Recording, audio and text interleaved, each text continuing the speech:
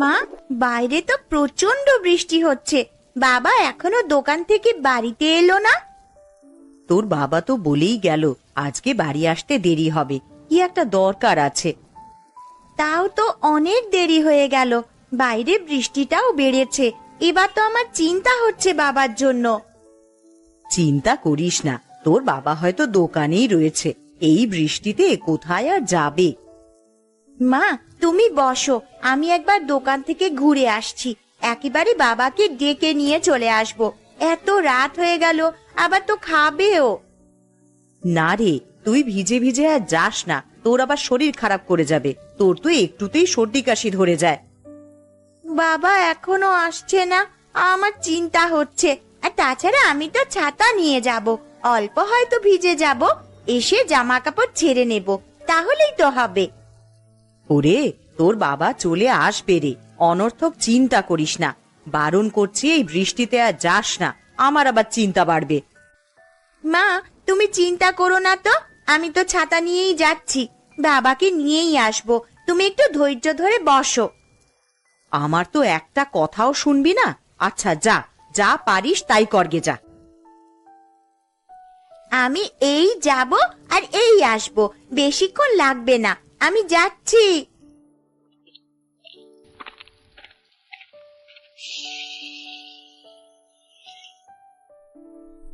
কিরে, জমির সব কাগজপত্র নিয়ে এসেছিস? 10 বিঘা জমিটা কিন্তু আমার চাই। হ্যাঁ, নিয়ে এসেছি, কিন্তু তোর কাছে একটা মাত্র অনুরোধ আমার, মেয়েটাকে কিছু করিস না, আমি সব সম্পত্তি তোর নামে করে দেব। কাগজপত্রগুলো বের কর, তাতে স্বাক্ষর কর, আমি সবকিছু আমার নামে হোক আগে, তারপর আমি ভাববো, বুঝলি? তোর মনে সম্পত্তি নিয়ে এত হিংসে ছিল জানতাম না, নিজের বাড়ি করলি আর কি জানতে পারবো।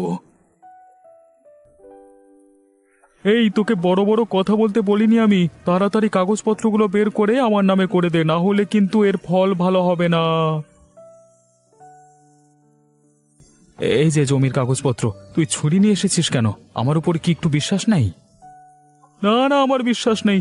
তুই তাড়াতাড়ি এই 10 বিঘা জমির দলিলে স্বাক্ষর কর, না হলে কিন্তু ভালো হবে না, ঠিক আছে?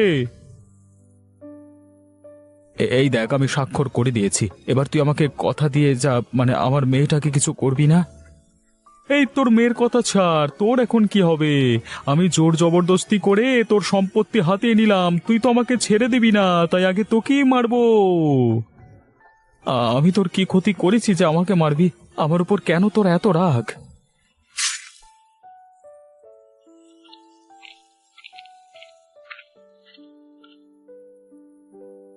কাকু, তুমি বাবাকে মেরে ফেললে? মারে, তুই এখান থেকে ছুটে পালা, তোর বিপদ হতে পারে, তাড়াতাড়ি পালিয়ে যা। আমি খুন করেছি সেটা দেখে ফেললো, ব্যাপারটা তো ভালো হবে না, একেও মরতে হবে দেখছি। আমি আমি চলে যাই এখান থেকে, না হলে আমার আর রক্ষে নেই।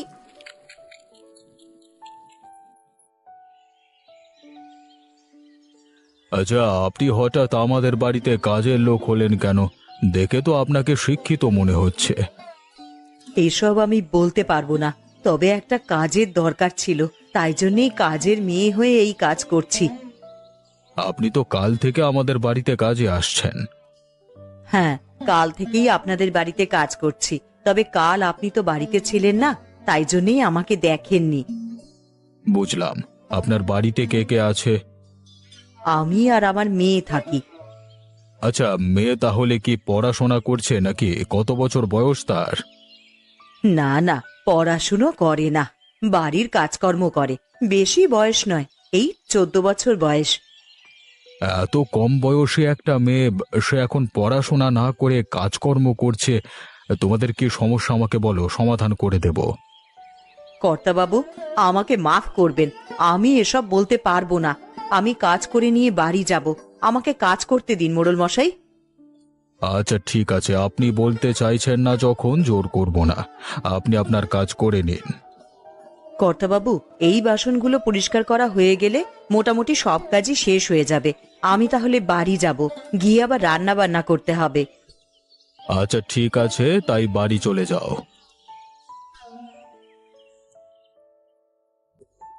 কি গো, এবারে ফসল কেমন হলো? এবার তো ফসল ওঠার সময় হয়ে এলো গো। হ্যাঁ, এবারের ফসল খুব ভালো হয়েছে, কিন্তু বর্ষা ঢুকে গেল, এবার ফসল কাটার অসুবিধে হবে। এই যেমন এখন আকাশটা পরিষ্কার আছে, আবার কিছুক্ষণ পরে বৃষ্টি নামছে। বর্ষাকালটা তো ঠিক এইরকমই, কখন বৃষ্টি হবে কেউ জানে না। তবে ওই 10 বিঘা জমিতে কেমন চাষ হচ্ছে গো? ওই 10 বিঘা জমি যেটা আমি দখল করে নিয়েছিলাম, ওটার কথা বলছো তো? হ্যাঁ গো হ্যাঁ, তোমার দাদার জমি, এত কষ্ট করে যেটা আদায় করেছো। ওই জমিটার উপর কি আমার এমনি এমনি লক্ষ্য ছিল নাকি? ওই জমিটা খুব উর্বর, তাই জন্য তো এত কাঠখড় পুড়িয়ে ওই জমি আমার নামে করে নিলাম। এখন দারুণ ফসল হচ্ছে। সত্যি ভাবা যায়, তুমি কোথায় ছিলে আর এখন কোথায় এসে দাঁড়িয়েছো। তবে ভয় একটাই, দাদার মেয়ে অর্থাৎ মেঘা যদি সবার সামনে মুখ খোলে তাহলেই আমি শেষ। সকল সন্দেহ আমাকে করে, কিন্তু প্রমাণ নেই তো কিছু করতে পারে না। কতবার মারবার চেষ্টা করলাম, কিন্তু একটা চেষ্টাও সফল হলো না গো। আশা করছি ওরা কাউকে কিছু বলবে না, সব সময় তো ভয়ে ভয়েই থাকি। থাকবে নাই বা কেন, নিজের চোখের সামনে বাবাকে খুন হতে দেখেছি, সাহস করে আর কিছু বলতে যাবে না আশা করছি। কি হলো গো, তুমি আবার উঠে পড়লে কেন? একবার যাব জমির দিকে, দেখি সব কর্মচারীগুলো ঠিকঠাক কাজ করছে কিনা। 1,00,000 কোটি দিতেই হবে। আচ্ছা ঠিক আছে, তুমি তাহলে যাও, আমি বরং বাড়ির সমস্ত কাজকর্মগুলো করে রাখি। দুপুরে খাওয়ার সময় ফিরে এসো কিন্তু। হ্যাঁ, খাওয়ার সময় আমি চলে আসবো, এখন আসছি বুঝলে।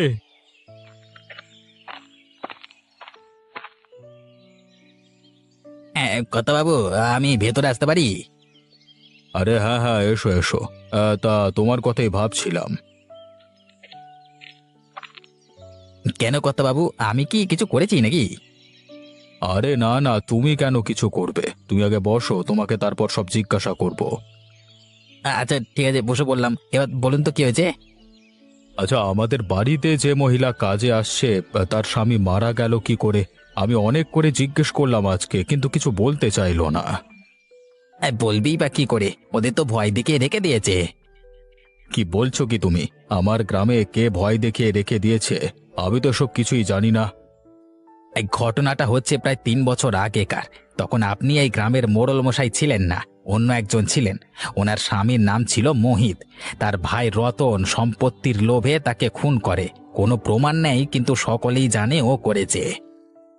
তাহলে ওই মহিলা আমাদেরকে বলেনি কেন? আমরা তো কিছু একটা ব্যবস্থা নিতাম। বলবে না, যদি বলে তাহলে ওর মেয়ে মেঘাকে মেরে দেবে রতন, এরকম হুমকি দিয়েছে। তাহলে সব সম্পত্তি লুটে নিয়েছে ওই রতন, তাই জন্য এত কিছু? হ্যাঁ, সব লুটে নিয়েছে। মোহিত দাদার একটা হোটেল ছিল, চিংড়ি পোলাও করতো, শুধুমাত্র ওটা এখনো হাতিয়ে নেয়নি। তবে ওই হোটেলও বন্ধ, খুলতে দেয় না। আমার গ্রামেতে এরকম অত্যাচার আমি কিছুতেই সহ্য করব না। আবার খুনও করেছে, তাই শাস্তিও পায়নি। না না, শাস্তি পায়নি। আগের মোড়ল মশাই ওনার সাথে গলায় গলায় ভাব ছিল, তাই জন্য খুন করেও বেঁচে গেছে। কিন্তু আমি এটা হতে দেব না। আজকে বিকেলে যাব একবার ওদের বাড়িতে, দিয়ে সব কিছু ভালোভাবে বলবো। দুপুরে শুয়ে একটা পরিকল্পনা করতে হবে।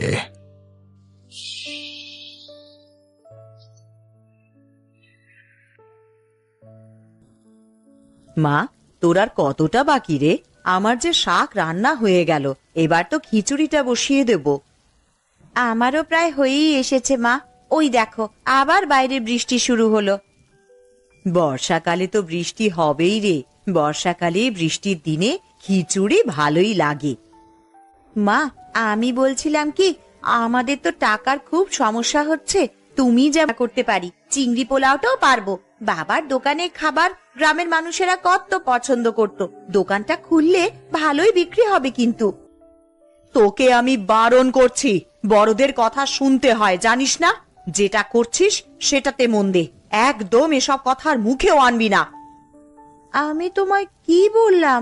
শুধু ভালোর জন্যই তো বলছিলাম। এই কাজটা এখন করছিস তো, এটাই কর। আনাজগুলো কেটে তাড়াতাড়ি আমায় দে। এইসব নিয়ে একদম আর চিন্তা ভাবনা করিস না।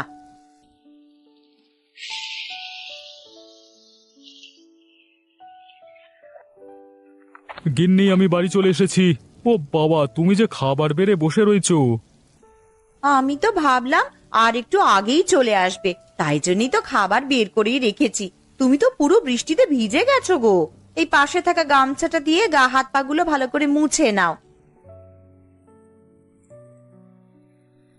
আজকে তবু কিছুটা ফসল কাটা হয়ে গেল। দাঁড়িয়ে থেকে কাজ করালে তবেই ভালো কাজ হয়, বুঝলে। আচ্ছা, আগে খেতে বসো, তারপর না হয় বাকি কথা বলবে।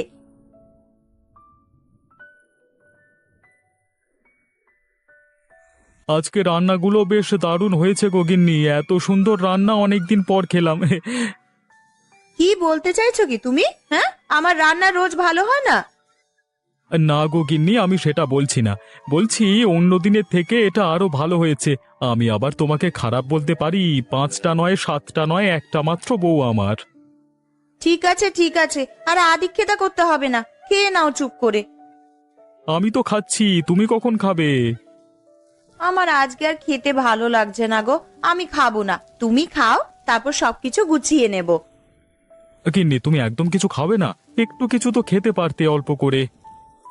না, আমি অল্প করেও খাবো না। আমার যখন ভালো লাগবে আমি খেয়ে নেব। আচ্ছা, তাই করো, যেটা ভালো বুঝবে সেটা করো। হ্যাঁ গো, তুমি খাও, আমি ঘরে যাচ্ছি। খাওয়া হলে চলে এসো।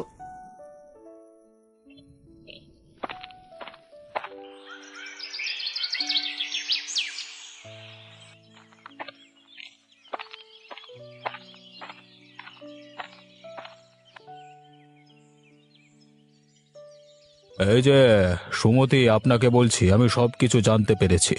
আপনার সাথে কিছু কথা আছে। আরে মোড়ল মশাই, আপনি আমার বাড়িতে? এ তো আমার পরম সৌভাগ্য। আসুন, ভেতরে এসে বসুন। দিদি, তুমি ভয় পেও না, আমাদের মোড়ল মশাই সবকিছু ঠিক করতে এসেছে। ভেতরে চলো, কথা বলছি। মেঘা, তুইও ভেতরে আয়। আচ্ছা, চলেন তাহলে। সুমতি, আমি জানতে পেরেছি আপনার স্বামীর ভাই আপনার স্বামীকে খুন করেছে, কিন্তু কোনো শাস্তি পায়নি। এটা কি সত্যি? দেখুন, আমাকে সত্যি কথা বলবেন, ভয় পাওয়ার দরকার নেই। আমার কাকু খুন করেছে আমার বাবাকে, আমি নিজের চোখে দেখেছি। আর আমাদেরকে ভয় দেখায়, বলে আমাকেও মেরে দেবে। মা, তোমরা ভয় পেও না, আমি আছি, সবকিছু দেখে নেব। কিন্তু এসব কি শুধু সম্পত্তির জন্যই করেছে? হ্যাঁ, সম্পত্তির লোভে মানুষটাকে মেরে দিল। বললে তো সম্পত্তি আমরা এমনি দিয়ে দিতাম। আমাদের সুখের সংসারকে ধ্বংস করলো। আমি বুঝতে পারছি আপনাদের কষ্ট, তবে ওনার একটা শিক্ষা পাওয়া দরকার। হ্যাঁ, প্রমাণ নেই, শাস্তি দিতে পারবো না, তবে উচিত শিক্ষা দিতে পারবো। রবি, তুমি কি কিছু ভেবেছো? হ্যাঁ, ওই রতন দাদার সম্পত্তি নেশা, ওকে ওই টোপ দিয়েই জালে ফেলবো। আপনি কি বলছেন? আমি তো কিছুই বুঝতে পারছি না। আপনি একদিন রতন দাদার কাছে যাবেন, গিয়ে বলবেন আমি বাকি সম্পত্তিও আপনার নামে লিখে দিচ্ছি। হ্যাঁ, আর এই গ্রাম ছেড়ে দেব, তবে শেষবারের মতো আমাদের হোটেলে দেখা করুন। হ্যাঁ, কিন্তু দেখা করে কি হবে? যখনই আসবে হোটেলে, তাই রাতের দিকে আমি আর আমার এক সঙ্গী মিলে হোটেলে লুকিয়ে থাকবো। যেই প্রবেশ করবে দরজা দিয়ে, তোখানে সেখানে ছুরি দিয়ে, মানে ছুরি হাতে আমি অপেক্ষা করবো, মেরে ফেলবার ভয় দেখাবো। এতে নিশ্চয়ই কাজ হবে। বুদ্ধিটা আমার বেশ ভালো লেগেছে, এতে উচিত শিক্ষা পাবে। তাহলে আপনি কালকে সকালে একবার গিয়ে বলে আসবেন যেন কালকে রাত্রে দেখা করে আপনাদের চিংড়ি পোলাওয়ের হোটেলে। আচ্ছা, আপনি যেমনটি বলবেন। ঠিক আছে, আমরা এখন চললাম। কালকে সকালে ওদের বাড়িতে বলে আমাদের বাড়িতে কাজে যাবে। আমি সব শুনবো, কেমন?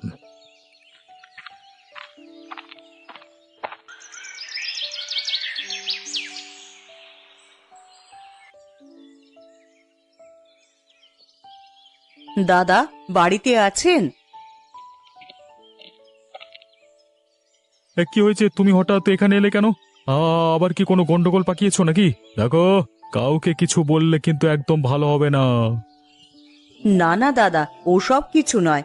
আমি সব সম্পত্তি আপনাদের নামে করে দিয়ে এই গ্রাম ছেড়ে চলে যেতে চাই, তাই আপনাকে জানাতে এলাম।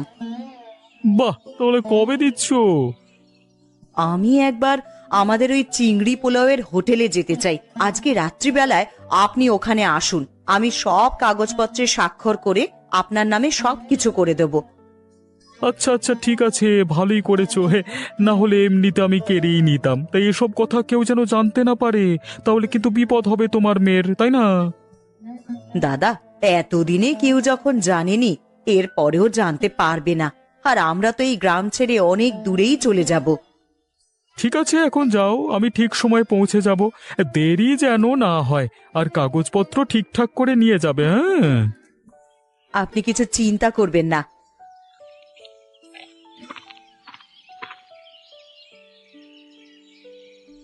রবি, তুমি যে পরিকল্পনাটা করেছো সেটা সফল হবে তো? আর তুমি তো আবার সেই বন্ধুকে ডেকেছো। হ্যাঁ, আমি তো বলে দিয়েছি সে রাত্রিবেলা ঠিক সময় মতো চলে আসবে আর আমার সাথে লুকিয়ে পড়বে। ঠিক আছে, দেখাই যাক তোমার প্রচেষ্টা কেমন হয়, যেন সাপও মরে আর লাঠিও না ভাঙে। আজকে বেটাকে এমন ভয় দেখাবো না, হ্যাঁ, সে আর কোনোদিন দখল করবার কথা ভাববেই না। আগে কর্তাবাবু, আপনি যেমন বলেছিলেন আমি বলে দিয়েছি। উনি তো আনন্দে একেবারে আত্মহারা। হ্যাঁ, এখন আত্মহারা হবে। হ্যাঁ, জানি তো সম্পত্তির লোভ অনেক। এই লোভের কারণে আজকে আমাদের জালে পড়বে রতন। মোড়ল মশাই, দেখবেন আমাদের যেন কোনো ক্ষতি না হয়।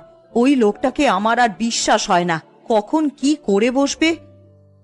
আপনি একদম চিন্তা করবেন না, আপনার পাশে আমরা আছি। এখন যান, গিয়ে কাজকর্মগুলো করে নিন। আচ্ছা কর্তাবাবু, আপনি আমাদের শেষ ভরসা। এরপর না হলে এইরকম ভাবেই দিন কাটাতে হবে। আমরা সকলে তোমার সাথে। ওই বেটা কিচ্ছু করতে পারবে না। তুমি শুধু আমাদের কথা মতো কাজটা করো।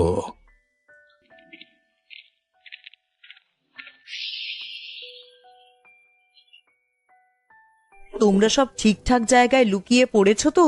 কোনো অসুবিধা হয়নি তো? এই না না, আমরা ঠিকঠাক জায়গাতেই লুকিয়ে পড়েছি। আর আপনি এসব নিয়ে কথা বলবেন না, রতনের আসবার সময় হয়ে গেছে।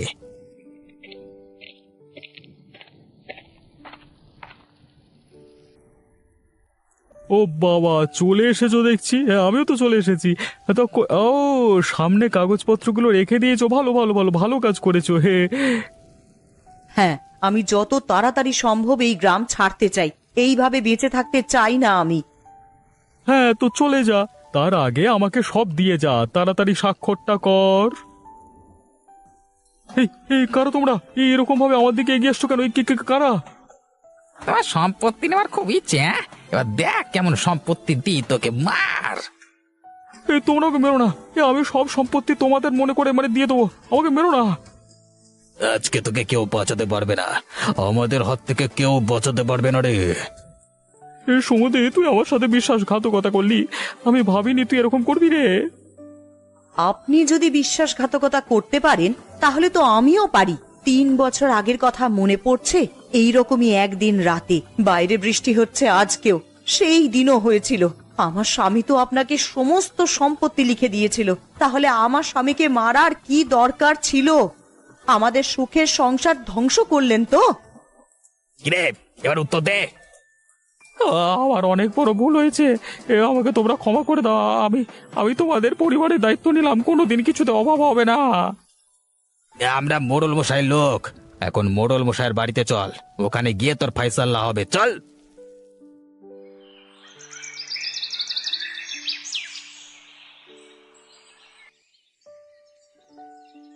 এই মোড়ল মশাই, এই দেখুন ধরে এনেছি।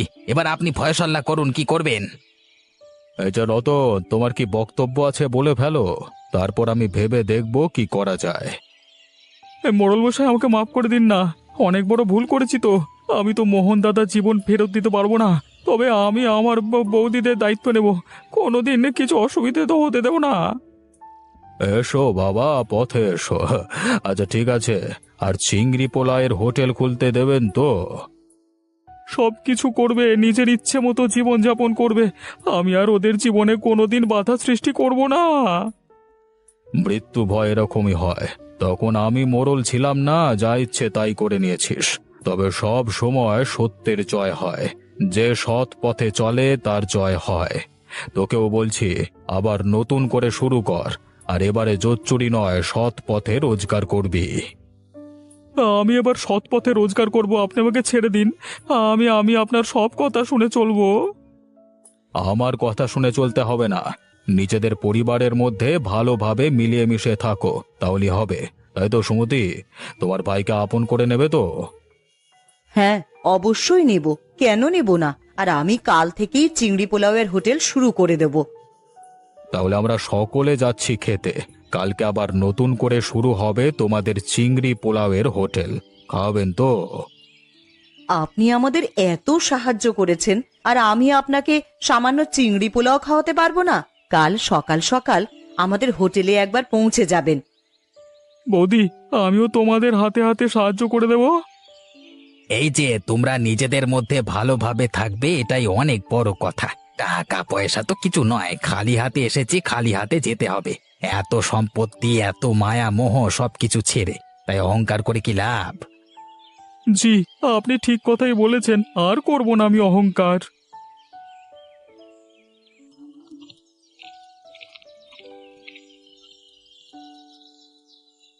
আসুন মোড়ল মশাই, আসুন। আমি আপনারই অপেক্ষা করছিলাম। আবার 3 বছর পর আমাদের এই চিংড়ি পোলাওয়ের হোটেল খুলেছে। আজকে আমি আর মেঘা খুবই আনন্দিত। সেসব না হয় ঠিক আছে, এবার কিন্তু মেঘাকে পড়তে হবে। এত কম বয়সে কাজ করতে দেব না আমি। কি মেঘা মা, পড়বি তো? হ্যাঁ মোড়ল মশাই, আমি পড়বো। আমাদের হোটেল যখন খুলে গেছে, আর অর্থের অভাব হবে না। মোড়ল মশাই, আপনার খাওয়ার যে ঠান্ডা হয়ে যাচ্ছে, আসেন খেতে বসেন। আমাদের হোটেলের চিংড়ি পোলাও খান। তারক, রবি, এসো খেতে বসবে, এসো। অনেক দূর থেকে হেঁটে হেঁটে এসেছি, ক্ষুধা লাগছে আমার।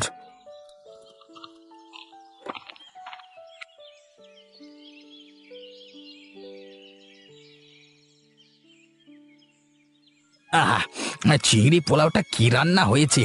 গ্রামে এত সুন্দর রাঁধুনি থাকতে দোকানটা বন্ধ হয়েছিল, গা করকর তো করবেই।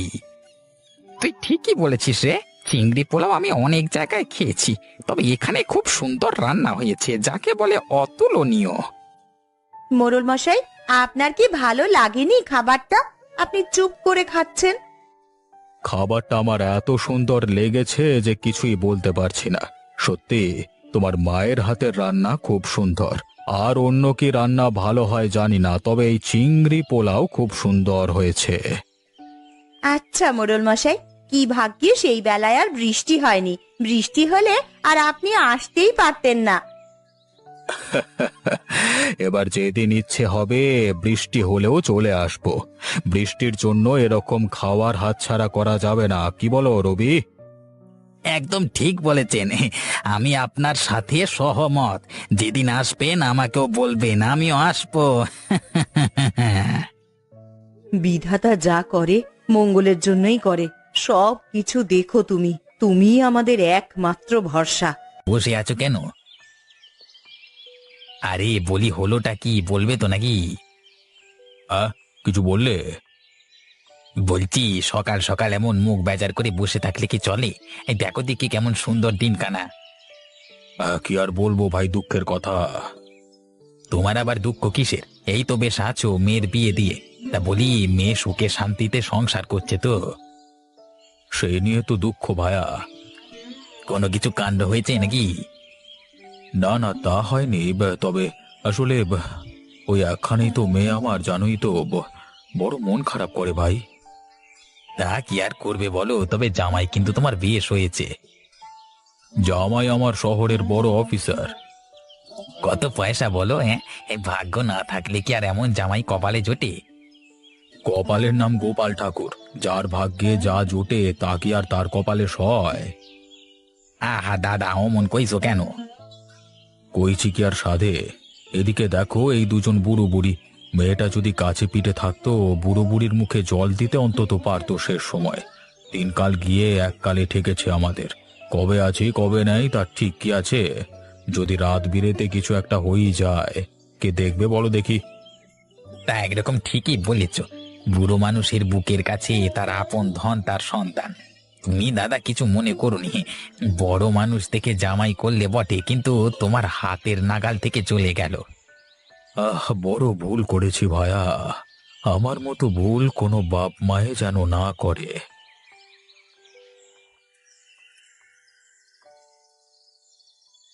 শরীরের অবস্থাটা দিন দিন কি হচ্ছে দেখেছো? শরীরটা নিয়ে যেন আর চলতে পারি না, উফ। একটা ভালো কথা বলবো, শুনবে? তাতে তোমার শরীরটা ভালো হবে। আর তোমার শরীর খারাপ থাকলে আমারই বা ভালো লাগে কি করে বলো তো? কি বলবে শুনি? যদি একবার আমাদের গ্রামের বাড়িতে। চুপ করে দেখি, গ্রামের মেয়ে কোথাকার। দেখো, আমি হতে পারি গ্রামের মেয়ে, কিন্তু জানোই তো গ্রামগঞ্জে কত রকমের ওষুধ পথ্য পাওয়া যায়, যা শহরে পাওয়া যায় না। বলি, এটা পৃথিবীর সবচেয়ে নামী শহর, এখানে ডাক্তাররা ফেল করে গেল, আর তোমার গ্রামের টোটকায় কাজ হবে ভেবেছো? কেন, কত লোকে তো দেখেছি কত রকমের ব্যামো ঠিক করে ফেললো। জানো, আমাদের গ্রামের বাতাসে জাদু আছে। জাদু না ছাই, ওই অজ গায়ে ভালো কিছু খেতে পাওয়া যায় না, বেকার লোকগুলো বাঁচে কি করে কে জানে। জানো, গ্রামের খাবার কত উপাদেয়। আর তাছাড়া কি শুনি? অনেকদিন তো হলো গ্রাম ছেড়ে এসেছি।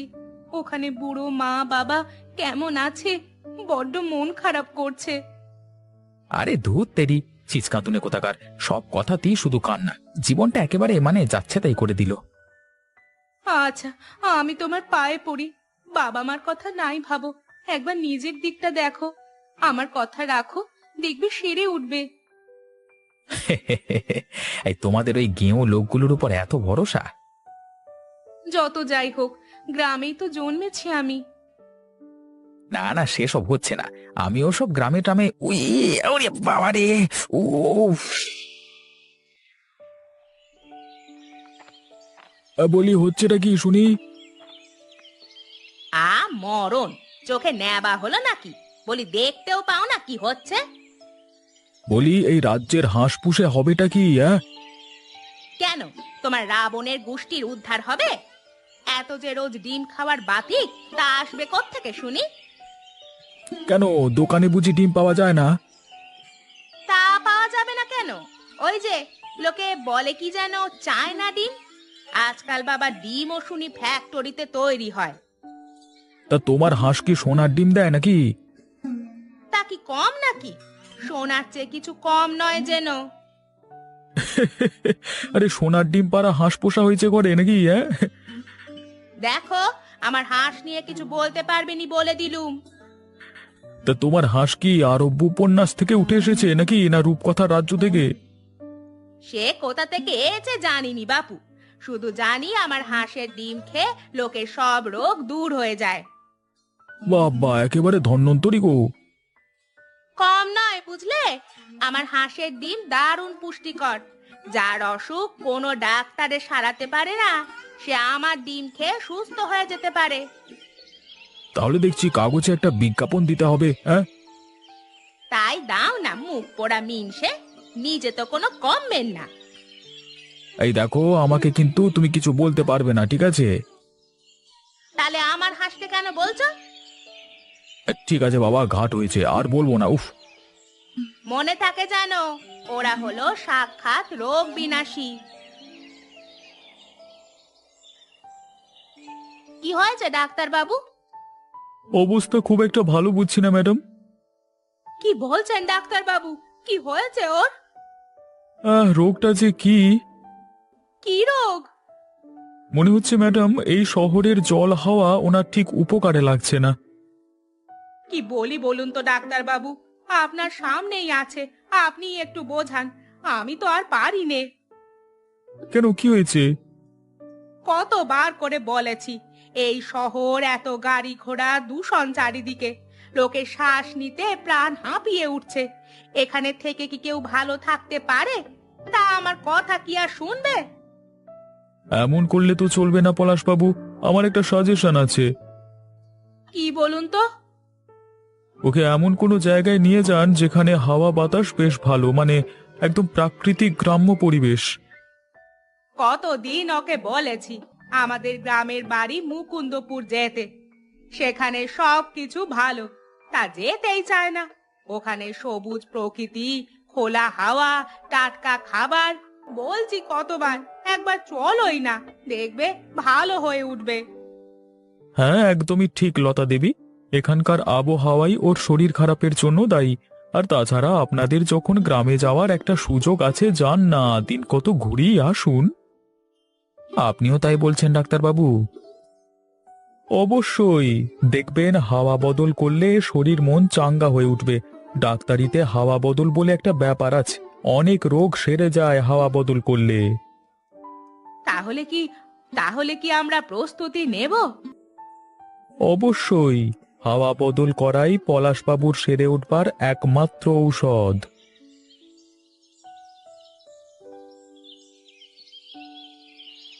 বলি, হচ্ছেটা কি? এখনো খাবার দিলে না কেন? খাবার কি হাওয়ায় আসবে?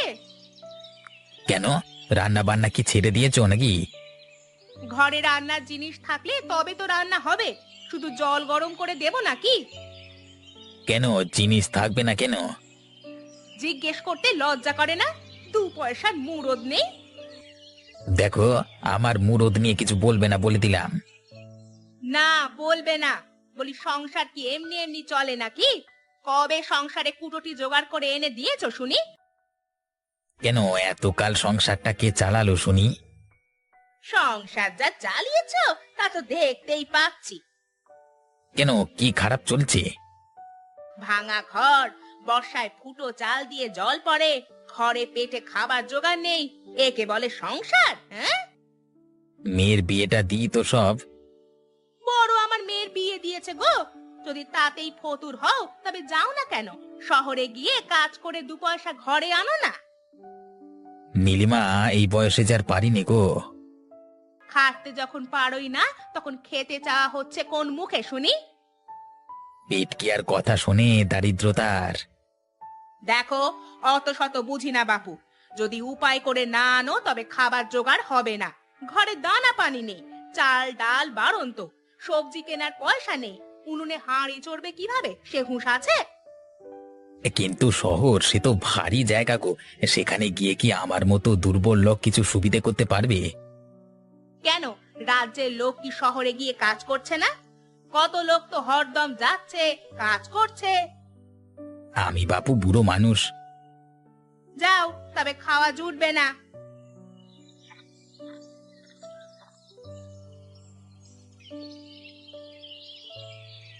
শুনছো, আমার একটা অনুরোধ রাখবে? কি শুনি? তোমার তো সেই এক কথা।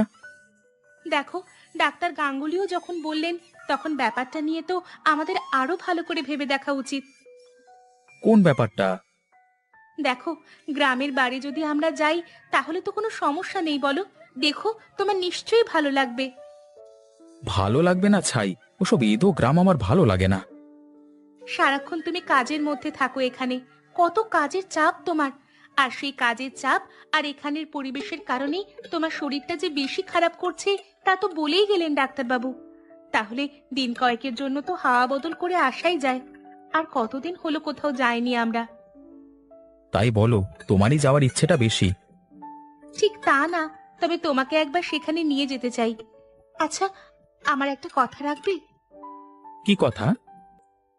অল্প দিনের জন্যই চলো। যদি দেখো কিছু হচ্ছে না, তখন আর আমি আর আটকাবো না তোমাকে। দেখো, ইচ্ছে তো আমার নেই, তবে তোমরা যখন সবাই বলছো, আচ্ছা ঠিক আছে, এখানে ডাক্তাররাও যখন বলছে চলো একবার। সত্যি বলছো তো? তুমি যাবে তো? হ্যাঁ, তবে এক শর্তে। বলো, তোমার কি শর্ত? শর্ত এই, যদি ভালো না লাগে আর যদি দেখি তাতেও কিছু হচ্ছে না, আমায় কিন্তু আর তুমি আটকাতে পারবে না। না গো না, কথা দিলাম আটকাবো না। ঠিক আছে।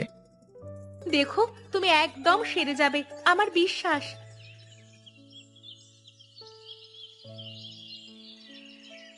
দিদি, শুনছো? কি হয়েছে?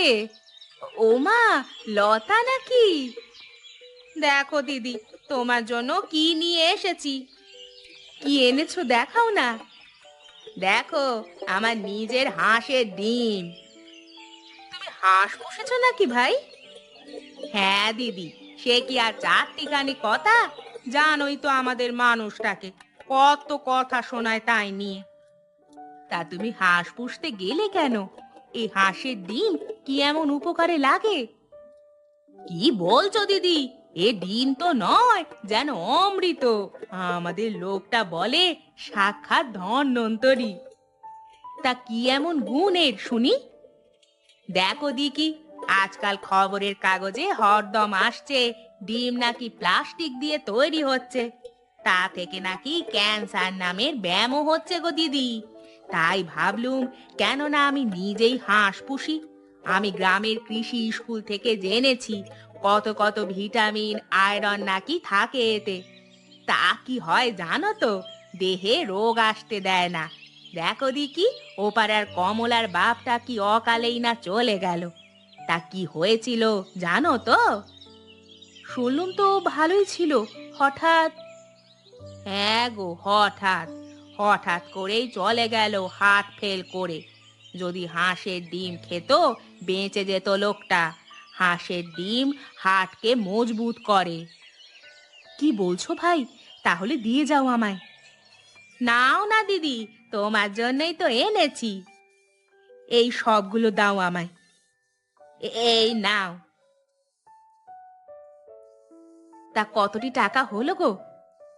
দিদি, তুমি আমার ঘরের লোক, বাড়িয়ে বলবো না, 50টা টাকা দিও। বেশ, এই নাও। জানো দিদি, এবার আমার বরটা খুশি হবে, কারণ এই ডিম বেচে আমি পয়সা পেয়েছি। এই জামাই বাবা, কেমন আছো? শরীরটা তো তেমন ভালো যাচ্ছিল না, তাই আশা। তা বেশ করেছো।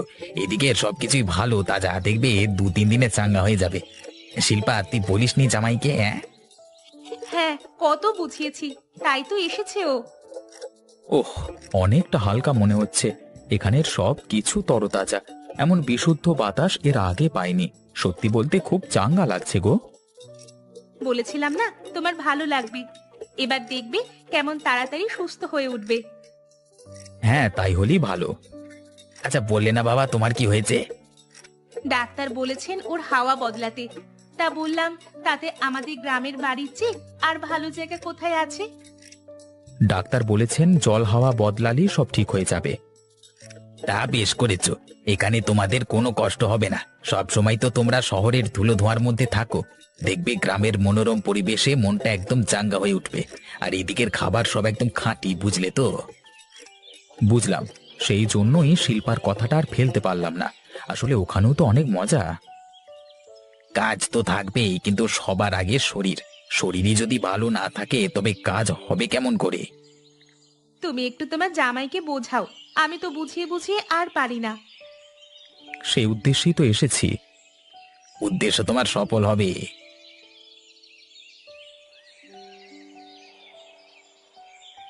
এই দেখো গিন্নি, বলি এসে দেখে যাও কারা এসেছে। বলি, সকাল সকাল চিল্লাচ্ছ কেন? কানের মাথা খাও কেন? কারা এলো আবার এখন? ও মা, এ দেখি মেয়ে জামাই এসেছে। কেমন আছো বাবা তোমরা? আমি তো ভাবতেই পারছি না। আমার যে কি আনন্দ হচ্ছে গিন্নি, তুমি ভাবতেই পারছো না। আনন্দ কি আমার কম হচ্ছে? জানো তো, এ কদিন ধরেই মনটা কেমন যেন খারাপ যাচ্ছে। কেন, তোমার কি কিছু হয়েছে বাবা? না না, তেমন কিছু না, তবে ওই বুড়ো বয়সে যা হয়। আপনার শরীর ভালো তো? শরীর আমার ভালোই, তবে মনটা উদাস থাকে। একমাত্র মেয়ে জামাই আমার কত দূরে পড়ে রয়েছে। এই বুড়ো বয়সে জানোই তো কত রকমের সমস্যা হয়। প্রয়োজনে কেইবার পাশে আছে বলো? জানিস তো, এই কদিন হলো তোর বাবা ঠিক করে নাওয়া খাওয়া করে না, শুধুই তোদের কথা বলে। যাই হোক, তা কি রে মা, তোদের সব ঠিক আছে তো? হ্যাঁ মা, এমনিতে ভালোই চলছে, তবে তোমার জামাইয়ের শরীরটা বেশ খারাপ, তাই আশা। কি হয়েছে বাবা তোমার? এই কিছুদিন হলো বড় অসুস্থতা যাচ্ছে, কিছুতেই যেন শরীরের দুর্বলতা যাচ্ছে না। ডাক্তার বলেছেন গ্রামে গিয়ে কিছুদিন থাকলেই সব ঠিক হয়ে যাবে। সে আর বলতে, দেখো দিকি, আমরা বুড়ো হলুম, কিন্তু শরীর কেমন চাঙ্গা। আচ্ছা, কোনো চিন্তা করতে হবে না, সব দেখবে ঠিক হয়ে যাবে।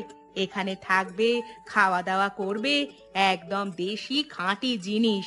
দেখবে সব ঠিক হয়ে যাবে। বলি, বুড়োর হদ্দ হচ্ছ, এখনো সংসারে আয়ের পথ দেখার মুরদ হয়নি তোমার? গিন্নি, সকাল সকাল কি শুরুটা করলে বলো দেখি। কেন, খারাপ কি বলেছি? যদি উপায়ের মুরদ না থাকে ঘর করেছিলে কেন? বলি, লজ্জাও কি করে না নাকি গো তোমার? শান্ত হয়ে শোনো তো, কি খবর এনেছি। কি খবরটা আনা হলো শুনি ওই পোড়া মুখে? আজকে গ্রামে অবিনাশ বাবুর মেয়ে জামাই এসেছে। কি বলো? ওদের না বিলেতে বিয়ে হয়েছিল? তা অত বড় মানুষটা এই অজগাঁ এলো? তাহলে আর বলছি কি গিন্নি, এসেছে গো। আমি নিজে গিয়ে ওদের অবিনাশদার বাড়িতে পৌঁছে দিয়ে এসেছি। তা হঠাৎ এলো, সব ঠিকঠাক তো? কিছু খারাপ খবর নেই তো? না না, খারাপ খবর কিছু না, তবে বাবাজির শুনলাম শরীরটা বিশেষ ভালো না, তাই ডাক্তার বলেছেন গ্রামের জল হাওয়ায় গিয়ে হাওয়া বদল করতে। তা বেশ। শুনলাম ডাক্তার বলেছে শহরের হাওয়া ভালো না, তাই ওদের গ্রামে গিয়ে থাকতে, তাতেই নাকি শরীরের উন্নতি হবে। মুড়ো ঝাঁটা মারি তোমার মুখে, যত আজগুবি কথা। এমন আবার হয়? বলি, তার শরীর খারাপ হয়েছে কাজ করে করে, শহরের জল হাওয়ার দোষ কোথায়? নিজে গতর নাড়াতে চাও না, তাই এখন ওদের দোষ দিচ্ছ, জল হাওয়ার দোষ দিচ্ছ।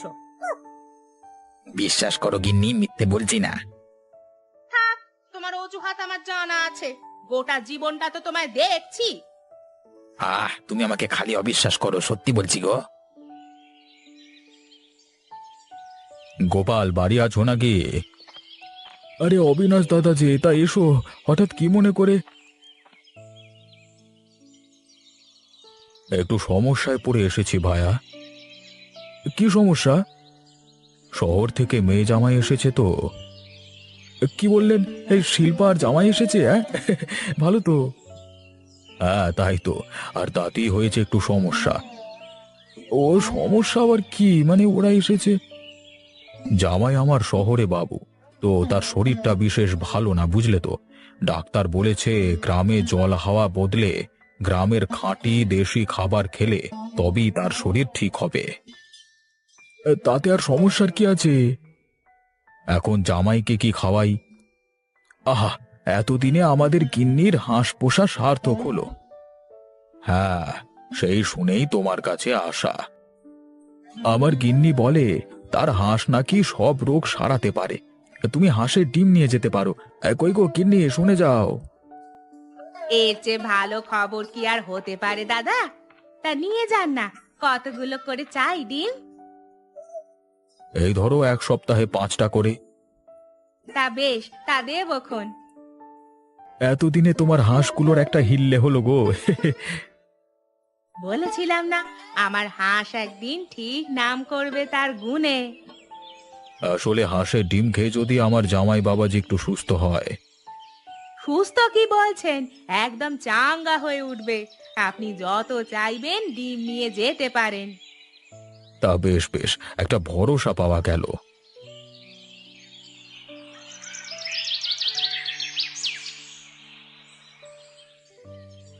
মানে এটা কথা বলবো তোমাকে। দেখো, আমার তো নিজের কেউ নেই, তুমি আমার ছেলের মতনই।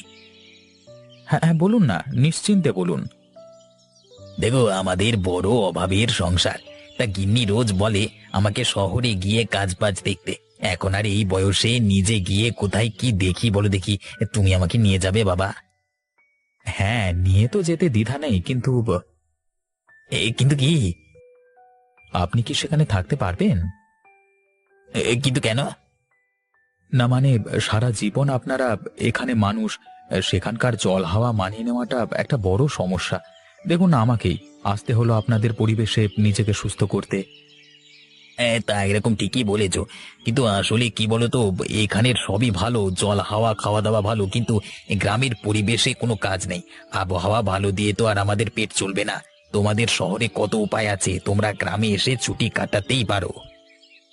আপনি যদি চান আমার নিয়ে যেতে আপত্তি নেই, তবে এদিকের মতো মুক্ত বাতাস সেখানে নেই। সারাক্ষণ কেবল কলকারখানা, মোটর গাড়ি, জঞ্জাল। যদি নিয়তি আমার এই চায় তাহলে তাই হবে। আমি আপনার জন্য সব ব্যবস্থা করে দেব। শুনে খুশি হলাম বাবা। আসলে আজকালকার দিনে কি আর কার কথা ভাবে বলো? এই দেখো না, গ্রামে সুস্বাস্থ্য আছে কিন্তু টাকার জোগান নেই, তাই মানুষেরা ভালো থেকেও কেমন ভালো নেই। দেখুন, সমস্যা তো কিছু না কিছু সব জায়গাতেই রয়েছে। তা বটে, তবে আমার এই মুহূর্তে যাওয়াটা জরুরি, না হলে যে ঘরে হাঁড়ি চড়ে না। বেশ, যাবেন আমার সাথে।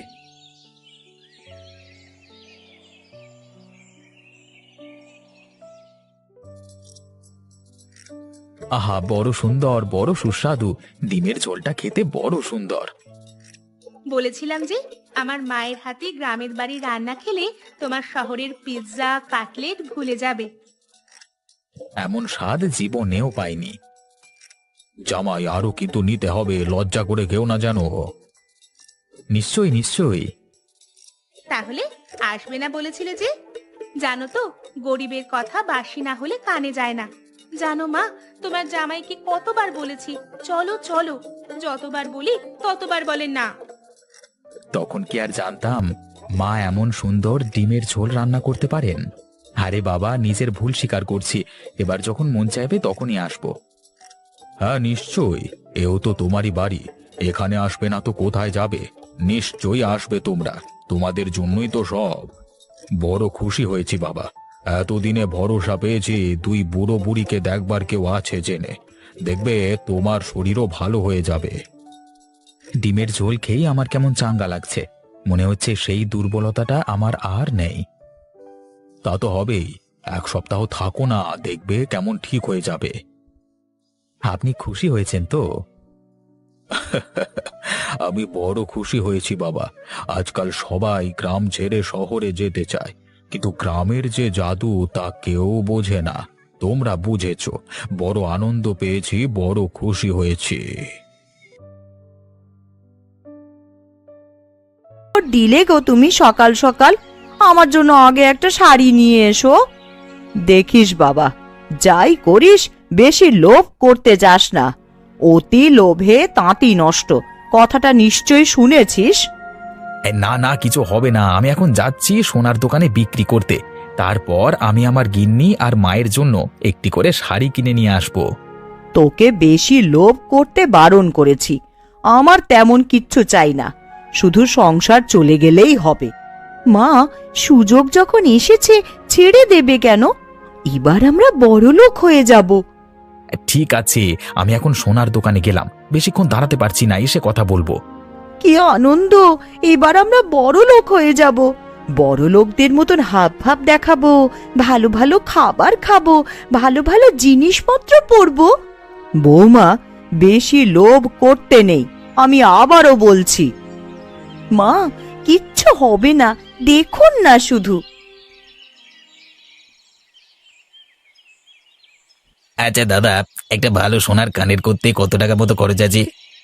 সোনার যা দাম, তাতে তুমি যদি মোটামুটি একটা কানের তৈরি করতে চাও তাহলে 2000 টাকা লাগবে। সে কি 2000 টাকা? আর একটু কম করে হবে না? দেখো ভাই, তুমি আমাদের গ্রামের ছেলে, আমার সম্পর্কে ভালোভাবেই তুমি জানো আমি কাউকে ঠকিয়েছি না ঠকাইনি। সোনার যেমন দাম চলবে সেই অনুযায়ী গহনার দাম হবে, এখানে আমার কিছু হাত নেই। হ্যাঁ, তোমার কি আছে বলো? তেমন কিছু না, হ্যাঁ একটা সোনা বিক্রি করবার আছে, মানে সোনার পালক। সোনার পালক? বাবা, আচ্ছা কই দাও তো দেখি, কত টাকা দাম দেওয়া যায় দেখছি ওজন করে। এই নাও, এই ঠিকঠাক করে দেবে কিন্তু, হ্যাঁ? ওজন করে যা বুঝলাম তাতে এটা কমপক্ষে 10,000 টাকা দিতে পারবো, তার বেশি নয়। আচ্ছা আচ্ছা, তাই দাও। কি আর করা যাবে, আমি ভেবেছিলাম 12,000 টাকা হবে। না ভাই, আমি এই সোনার পালকের জন্য এত টাকা দিতে পারবো না। আচ্ছা, তুমি 10,000 টাকাই দাও, কি আর করা যাবে।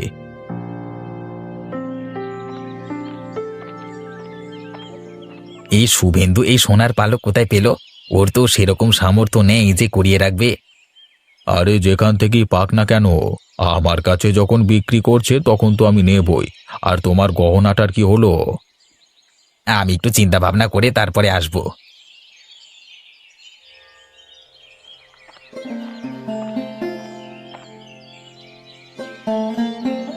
এইভাবে চলতে থাকলে আমি আরো বড় লোক হয়ে যাব। বিধাতা এতদিনে আমাদের মুখ তুলে তাকিয়েছেন, থেকে থেকে আমাদের অবস্থার উন্নতি হোক। এবার গিন্নিকে একটা মোটা সোনার হার গড়িয়ে দেব, খুব খুশি হবে। হ্যাঁ, ভালোই হয়েছে, এখন আর খাটাখাটনি করতে হচ্ছে না, শুধু ঘরে বসে বসে টাকা আসছে। বিধাতা যখন দেয় কপাল ভরে দেয়, এ জীবন যেন খুব ভালোভাবে আমি কাটাতে পারি। গিন্নি, আরে ও গিন্নি, আমি পানা পুকুরের দিকে যাচ্ছি। শোনো না, একটু দাঁড়াও, কথা আছে তোমার সাথে। কি কথা গো, তাড়াতাড়ি বলো। আরে পাখিগুলোকে তো আবার খাবার দিতে যেতে হবে, তবেই তো সোনার পালক পাবো। আমি বলছিলাম কি, এইগুলো তো বহিরাগত পাখি, শীতকাল চলে গেলে এরা অন্য দেশে চলে যাবে, তখন সোনার পালক পাবে কিভাবে? হ্যাঁ, ঠিক কথাই তো, শীতকাল চলে গেলে তো এরাও চলে যাবে, তখন আমার কি হবে? এক কাজ করো, আজকে পাখিগুলো যখন খাবার খেতে ব্যস্ত থাকবে, তখন পিছন থেকে গিয়ে একটা পাখিকে ধরে নিয়ে চলে আসবে, একটা খাঁচায় বন্দি করে রেখে দেব। এবার আর রোজ রোজ পানা পুকুরে না গেলেও চলবে, আর শীতকালটা চলে গেলেও আমাদের কাছে রোজের একটা করে সোনার পালক আসবে। হ্যাঁ, বুদ্ধিটা তো তোমার বেশ ভালো। শীতকাল বলেই পানা পুকুরে এত বহিরাগত পাখি এসেছে, শীত চলে গেলে তো এরাও নিজেদের দেশে ফিরে যাবে। বাবা, এত লোভ করতে যাস না রে, এতদিন পর্যন্ত অনেক সোনার পালক দিয়েছে, আর দরকার নেই, এবার খাটাখাটনি করলেই সংসার চলে যাবে। না না মা, একবার যখন সুযোগ আছে তখন হাতছাড়া করলে হবে না, সুযোগ বারবার আসে না। আচ্ছা, আমি এগুলাম। হ্যাঁ গিন্নি, তুমি একটা খাঁচা জোগাড় করে রাখো। তুমি যাও, আমি খাঁচা জোগাড় করে রাখছি। আমাদের ধনী ব্যক্তি হওয়া থেকে কেউ আটকাতে পারবে না, এই গ্রামের সব থেকে ধনী পরিবার হবে আমাদের। তুমি সত্যি খুব ভালো গো, রোজের আমাদের জন্য খাবার দিয়ে যাও, কেউ এত করে না, সত্যি তুমি খুব ভালো। না না, সাহায্য করা মানুষের কর্তব্য। আর তাছাড়া তোমরা তো আমাকে সোনার পালক দিচ্ছ, আমি তাতেই খুশি আছি। আমি সবার বন্ধু, সবাইকে বন্ধুর চোখে দেখি। নাও, এবার খাবারটা খেয়ে নাও। বাহ, তুমি তো বেশ ভালো কাজ করো, বললাম আর কাজ হয়ে গেল। আরে অত কথা বলো না, খাঁচা কোথায়? বড্ড ছটফট করছে পাখিটা, খাঁচায় ভরে দিতে হবে। এই তো খাঁচা পাশেই আছে, তুমি পাখিটাকে ভরে দাও। এবার আমরা প্রত্যেক দিন একে অল্প অল্প খাবার দিয়ে দেব, আর সোনার পালক পেয়ে যাব। আমাকে ছেড়ে দাও বলছি, আমাকে ছেড়ে দাও। তোমাদের আমরা প্রতিদিন সোনার পালক দিয়ে সাহায্য করি, আর তোমাদের মনে এরকম ছিল? এখন তুমি খাঁচায় বন্দি থাকবে, সারা জীবন আমাদের পালক দিয়ে যাবে, বুঝলে? এই যা, উড়ে গেল, তোমার দ্বারা একটা কাজও হয় না। এবার কি হবে? আমাদের ভবিষ্যৎ উড়ে গেল তো, কি হবে এবার? তুই কোথায় চলে গেছিলিস? আমরা সকলে তোকে কত খোঁজাখুঁজি করেছি। আমি নিজে থেকে কোথাও যাইনি, ওই শুভেন্দু আমাকে জোর করে ধরে নিয়ে গেছিল। যখন সবাই খেতে ব্যস্ত ছিল, তখন পেছন থেকে এসে আমাকে ধরে নিয়ে চলে যায়। কি সব বলছিস তুই? উনি তো খুব ভালো মানুষ। কেউ ভালো মানুষ নয়, সোনার পালকের লোভে আমাকে ধরে নিয়ে গিয়ে খাঁচায় বন্দি করছিল। মানুষটা সামনে থেকে দেখতে খুবই ভালো, কিন্তু ওর মন কুবুদ্ধিতে ভরা। সমস্ত দল শুভেন্দুর বাড়িতে উড়ে চলো, ওর সাথে কথা আছে আমার। শুভেন্দু, আমি তোমাকে ভালো মানুষ ভেবে এতদিন সাহায্য করতাম, আর তুমি নাকি এরকম করলে আমার সাথে। সত্যি আমরা ভাবিনি, আমরা ভেবেছিলাম তুমি নিঃস্বার্থভাবে আমাদের খাবার খাওয়াচ্ছ, কিন্তু সেটা নয়। না না, তোমরা ভুল ভাবছো, আমি তো কিছু করিনি। তুমি চুপ করো, তোমার কর্মকাণ্ড আমার জানা হয়ে গেছে। যেই থালাতে খেলে সেই থালাতেই ফুটো করলে কেন? তোমায় তো আমরা রুচি দিয়ে সোনার পালক দিতাম। যাই হোক, তোমার পানা পুকুরটা আমাদের ভালো লাগতো তাই আসতাম, কিন্তু আজকের পর থেকে আর আসবো না। শুভেন্দু, বৌমা, তোমাদেরকে আমি বলেছিলাম এত লোভ করতে যেও না, কিন্তু শুনলে না আমার কথা।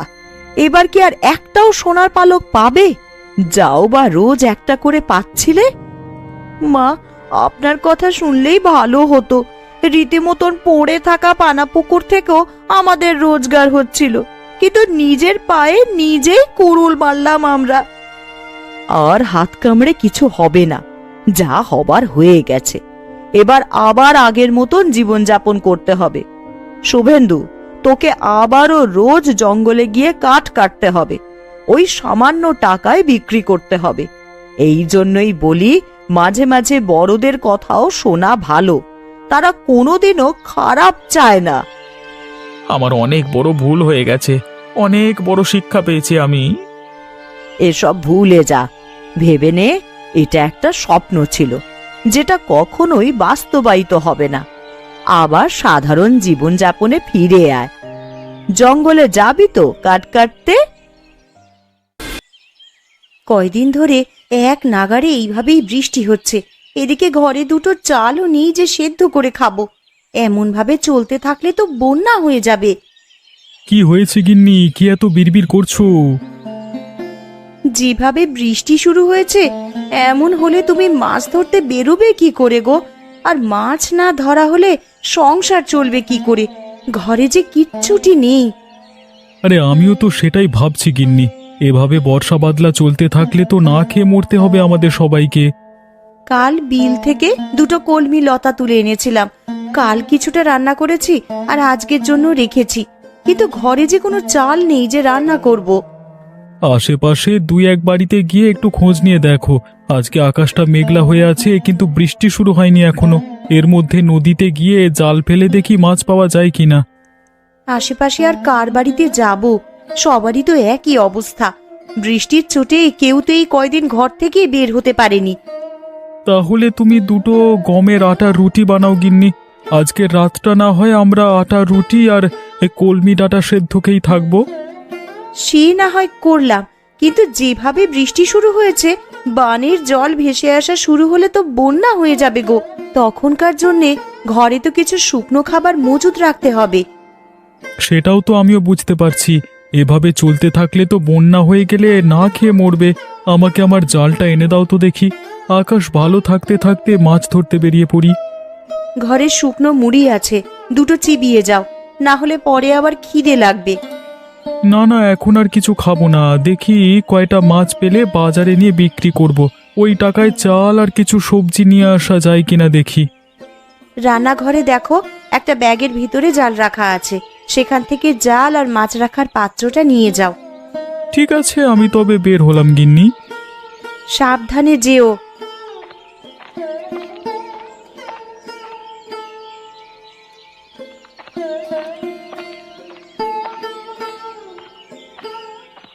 হায় হায় হায় হায়, কি হলো আমার? জমিতে যে জল জমতে শুরু করেছে। কিছুদিন হলো কেবল ধান তুলেছি, এখন জল জমলে যে আর গাছগুলো বাঁচবে না, সব জলের নিচে পচবে।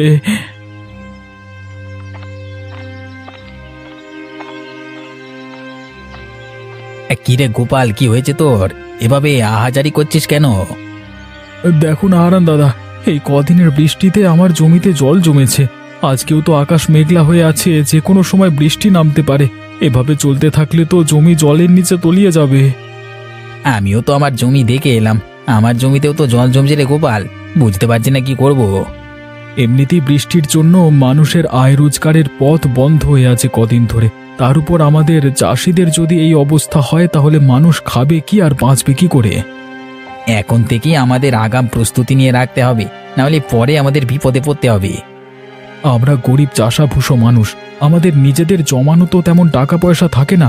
যা থাকে জমির কাজে লাগিয়ে দিই ফসলের আশায়।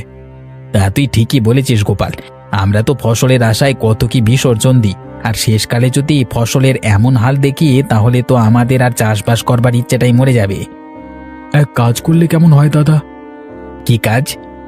আমরা যদি সেচে জমির জল সব বাইরে ফেলে দিই, তাহলে কেমন হয় বলো তো? তুই খেপেছিস নাকি রে গোপাল? এই এত জল কি সেচে শেষ করা সম্ভব? কি করব বলো, জমির এমন হাল দেখে মাথায় যা আসছে তাই বলে ফেলেছি। বিপদের সময় এমন অস্বাভাবিক চিন্তা মাথায় আসে, কিন্তু তাই বলে তো আর বোকার মতো সেটা করতে গেলে হবে না। তাহলে এখন আমরা কি করব দাদা? কি আর করব, আকাশ পানে চেয়ে থাকা ছাড়া কোনো উপায় নেই। আকাশে রোদ উঠলে এই জল শুকিয়ে যাবে, তখন আবার ফসল বোনা যাবে যদি এগুলো নষ্ট হয় তো। আবার ফসল বুনবার মতো সামর্থ্য এখন আমার নেই দাদা। আর তাছাড়া আকাশের যা হাবভাব দেখছি, তাতে করে মনে হয় না এই বৃষ্টি এত সহজে যাবে। সে পরে দেখা যাবে। এখন এখানে বিলাপ করে লাভ নেই, চল বাড়ির দিকে যাই আমরা।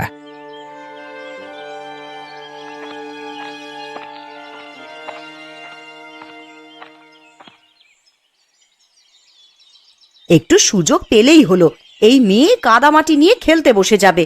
জামা কাপড় ময়লা হলে আজ তোর কপালে দুঃখ আছে ননি, এই আমি বলে দিলাম। আমার একটু খেলাধুলো তোমার সহ্য কেন হয় না বলো তো মা? তোর খেলাধুলো আমার সহ্য হবে কি করে? খেলা করতে গেলেই তো জামা কাপড়ে কাদামাটি মাখিয়ে আসিস। এই বৃষ্টি বাদলার দিনে আমি জামা কাপড় শুকাতে দেবো কোথায়? পরপর এত দিন বৃষ্টিতে আমি দুদণ্ড বাইরে বেরোতে পারিনি, আর কতক্ষণ আমাকে ঘরবন্দি হয়ে থাকতে বলছো তুমি? এই মেয়ের চোপা দিন দিন বেড়েই চলেছে। দিন দিন বড় হচ্ছিস আর আদব কায়দা সব ভুলতে বসেছিস দেখছি। মা, ও মা, আমার না খুব খিদে পেয়েছে, আমাকে কিছু খেতে দাও না মা। একটু আগেই না গুড়মুড়ি খেয়ে খেলতে বসলি, এখনই তোর খিদে পেয়ে গেল? অভাবের স্বভাব নষ্ট, কথাটা তো সত্যিই দেখছি। পেটের খিদে কি আর অভাব মানে বলো? আমার যে একটু বাদে বাদেই খিদে পায় মা। গুড় মুড়ি যা ছিল সব তো খেয়ে সাবার করেছিস একাই, এখন তোকে আর কি খেতে দিই বলতো? ঘরে কিচ্ছুটি রাখার উপায় নেই তোর জন্যে। খাবার দেখলেই কখন খেয়ে শেষ করবি সেই চিন্তা তোর। এখন আমার খুব খিদে পেয়েছে, আমায় কি খেতে দেবে দাও। রান্নাঘরে পান্তা ভাত রাখা আছে তোর বাবার জন্য, সেখান থেকে কিছু ভাত নিয়ে খা, আর বাকিটুকু তোর বাবার জন্য রেখে দে। পান্তা ভাত কি দিয়ে খাবো মা? তরকারি কি কিছু আছে? না, পেঁয়াজ আর লঙ্কা দিয়ে ডোলে খা, দুপুরে কচু ঘন্ট করে দেবো খন। শুধু পেঁয়াজ আর লঙ্কা দিয়ে কি ভাত খাওয়া যায় নাকি? তুমি আমাকে অন্য কিছু বানিয়ে দাও না মা। ঘরে আর কিচ্ছু নেই রে মা, এখন পান্তা ভাত খা, একটু বাদেই তো আবার দুপুরের রান্না বসাবো। রান্না হয়ে গেলে তখন আবার গরম গরম ভাত খাস। ঠিক আছে মা, তাই দাও তবে আমাকে। তুই রান্নাঘরে গিয়ে নিজে নিয়ে খা না, আমি দেখি কচুগুলো কেটে ফেলি। আর সাবধানে যাস, উঠানে আবার পা পিছলে পড়লে কিন্তু ব্যথা পাবি।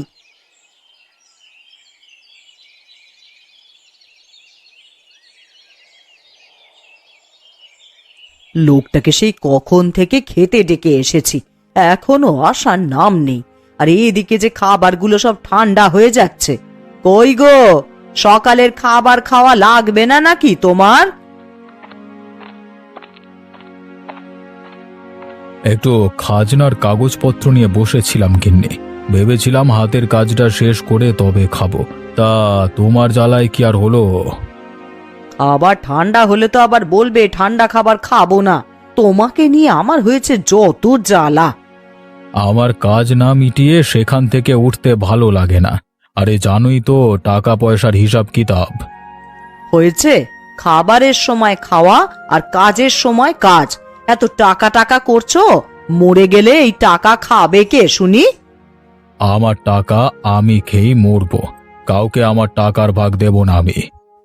হয়েছে বাপু হয়েছে, তোমার ওই কালোবাজারি টাকা নেওয়ার ইচ্ছে আমার নেই।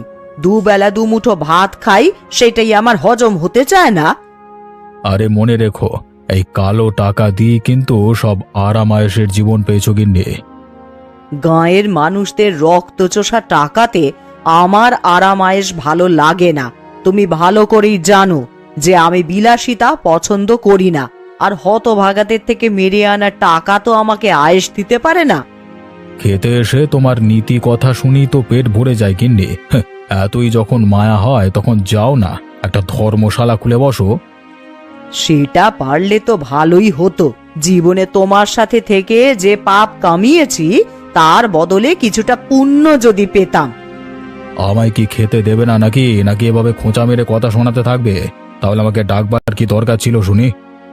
দিচ্ছি, খাবার খেতেই তো ডেকে এনেছি, তা তুমি তো শুরু করলে।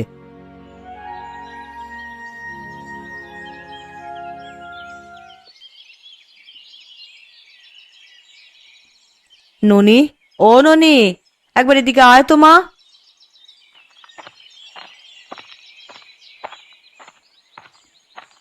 কি হয়েছে মা, আমায় ডাকছো কেন? কচুর ডাঁটার ঘন্ট করব, কিন্তু এখন লবণ জলে ভিজিয়ে দেখি কচুগুলো কমে গেছে অনেকটাই। এইটুকুতে সবার তো খাওয়া হবে না রে। তা এখন আমায় কি করতে হবে সেটা বলো। তুই ঘরের পেছনে গিয়ে কটা কচুর ডাঁটা তুলে আন দেখি মা। ওরে বাবা, আমি পারবো না ঘরের পেছন থেকে কচু আনতে যেতে। ওইগুলো ধরলেই আমার হাত চুলকাবে। হাতে প্লাস্টিক বেঁধে তুলে নিয়ে আয় মা, না হলে দুপুরের তরকারি যে কম পড়ে যাবে। বিকেলে আবার গয়া পিসির বাড়িতে যাব, তখন পিসির জন্য তো একটু কচু ঘন্টের তরকারি নিয়ে যাব ভেবেছি। গয়া দিদার বাড়িতে যাবে মা? হ্যাঁ রে মা, অনেক দিন হলো পিসির দেখা নেই, তাই ভাবছি একবার গিয়ে দেখা করে আসি। বেশ, তাহলে আমিও যাব। আমি এক্ষুনি কচুর ডাঁটা তুলে আনছি মা।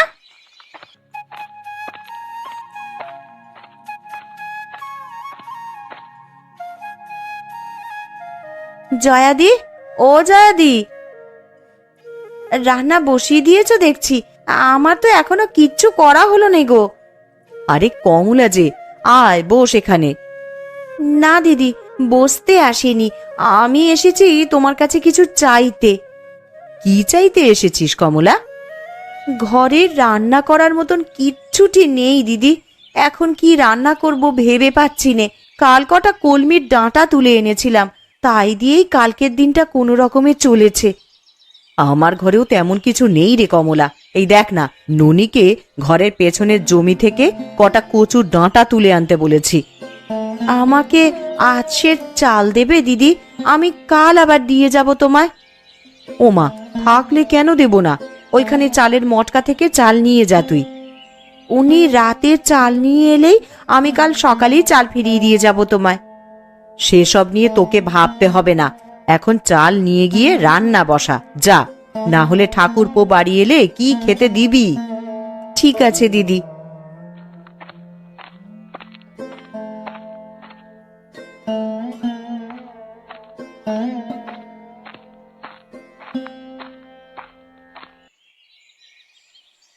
আজ দুদিন হয়ে গেল বাড়ির বাইরে কোথাও যেতে পারছি না। এইভাবে জলবন্দি হয়ে কি থাকা যায় নাকি? ঠিক মতো দুদিন রান্না খাওয়াও হচ্ছে না।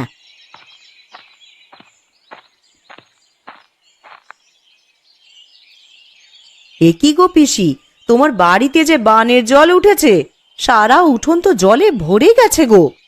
এই জন্যই বুঝি দিদার দেখা নেই আজ কদিন ধরে। ওরে, তোরা আস্তে আস্তে আয় এদিকে, দেখে শুনে পা ফেলিস, আবার উঠানে পা পিছলে জলে পড়ে যাস নে তোরা। তা এইভাবে জলবন্দি হয়ে আছো, আমাদের একটা খবর দিলেও তো পারতে পিসি। খবর দেব কি করে লছুরি? দেখতে পাচ্ছিস নে জলে আমার উঠোন একেবারে ডুবে আছে। এই হাঁটু জলে নেমে আমি এখন তোদের খবর দিতে যাব? খবর না দিলে আমরা কিছুই জানতে পারবো না তো। এখন তোমার জন্যে কচু ঘন্ট নিয়ে এলাম বলেই না দেখতে পেলাম, না হলে তো আমরা জানতেও পারতাম না দিদা। তা তোরা আমায় কেমন ভালোবাসিস তা আমার জানা হয়ে গেছে। দুটো দিন পার হয়ে গেল আর তোরা এখন এসেছিস আমার সাথে দেখা করতে। কি করব পিসি, দেখলেই তো এই দুদিন কেমন টানা বৃষ্টি হলো। আকাশের ভাব ভালো দেখছি না গো, সন্ধ্যায় খুব বৃষ্টি হবে বলে মনে হচ্ছে। আরো বৃষ্টি হলে তো এবার জল ঘরে উঠে যাবে দিদা, তখন তুমি থাকবে কোথায়? এই বুড়ির আর কে আছে যে দেখে রাখবে? বানের জলে ভেসেই না হয় চলে যাব কোথাও। ছি ছি পিসি, এসব কথা কখনো মুখেও আনবে না। আমরা সবাই আছি তোমার পাশে। আবহাওয়া বেশি ভালো দেখছি না, তুমি বরং আমাদের সাথে আমাদের বাড়িতে চলো পিসি। হ্যাঁ দিদা, আমাদের সাথে চলো। এই বিপদে তোমাকে একা রেখে যেতে পারবো না আমরা। তা বেশ, তোরা যখন এত করে বলছিস তবে তাই চল।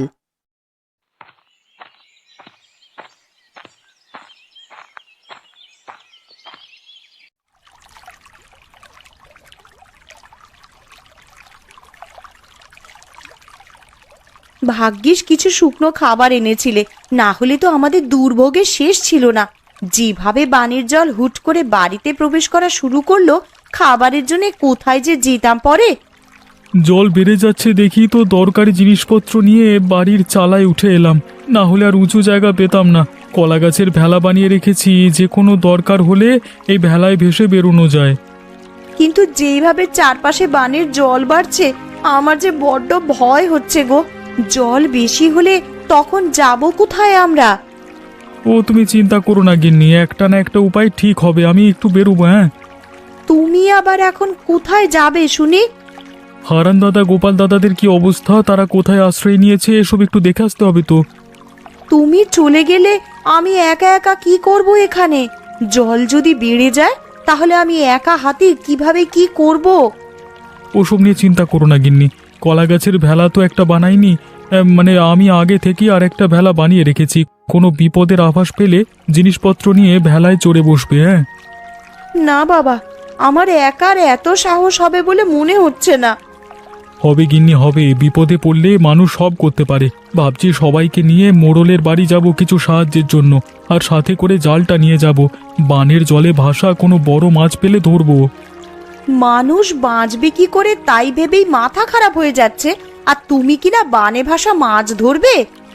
হ্যাঁ গো হ্যাঁ গিন্নি, যদি ভালো মাছ পাই তবে আমরা সবাই মিলে সেটা তো খেতে পারবো। কারোর কাছেই যে খাবার জিনিস তেমন কিছু নেই। তা তুমি ঠিকই বলেছ, এই সময় তো নদী নালা সব ডুবেছে, বড় বড় মাছ এখন বানে ভেসে আসবে। আমি জালটা নিয়ে একটু ঢু মেরে আসি, আর দেখে আসি সবার কি অবস্থা। ঠিক আছে, সাবধানে যেও, আর তাড়াতাড়ি ফিরে আসবে কিন্তু। ঠিক আছে গিন্নি।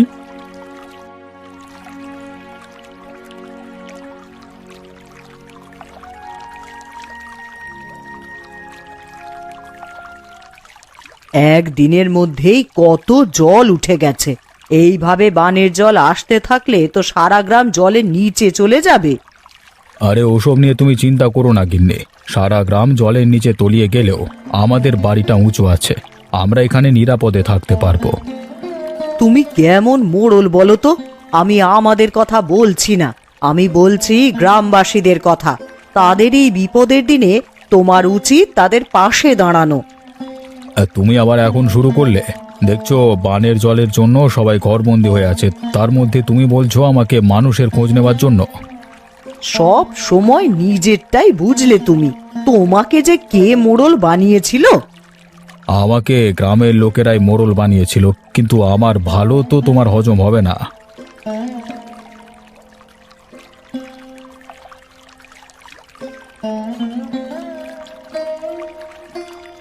মোড়ল মশাই, মোড়ল মশাই বাড়িতে আছেন নাকি? একবার বাইরে আসুন তো, আমরা সবাই আপনার সাথে কিছু পরামর্শের জন্য এসেছি। আমি দোতলার ওপরে এখানে, গোপাল তোমরা ওপরে তাকাও। আপনি আমাদেরকে একটু সাহায্য করুন না বাবু, না হলে তো সবাই না খেয়ে মারা পড়বো। কি সাহায্য করবো আমি তোমাদের? আপনার কোষাগার থেকে যদি আমাদের কিছু চাল এবং আঠা দিয়ে সাহায্য করতেন, তবে সবাই পেটের খিদে নিবারণ করতে পারতাম। আমার কোষাগারে যা খাদ্যশস্য জমানো আছে সেগুলো তো আমার ব্যবহারের জন্য জমানো আছে, সেখান থেকে তোদের দিলে আমি চলবো কি করে? কিন্তু আমরা যে সবাই খুব দুর্দশার মধ্যে দিয়ে যাচ্ছি বাবু। আমার ঘরে চাল নেই, তরকারি নেই, শুকনো মুড়ি চিবিয়ে দিন কাটাচ্ছি। ওই ঢের ভালো তোদের জন্য, আমি সেভাবে কিছু দিতে পারবো না তোদের, নিজেরটা নিজেরাই জোগাড় করে নে। ঠিক আছে বাবু, আমরা তাহলে আসি এখন।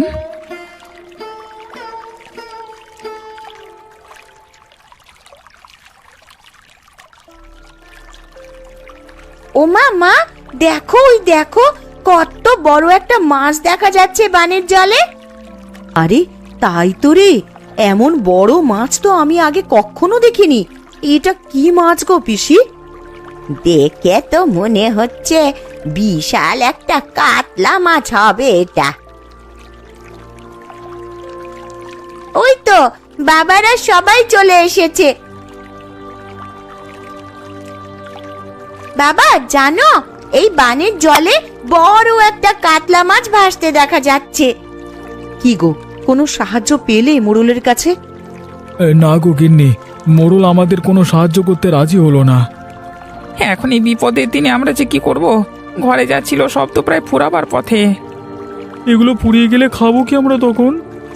তোরা মাছ ধরা শুরু কর, বড় কাতলা মাছ দেখা যাচ্ছে বানের জলে।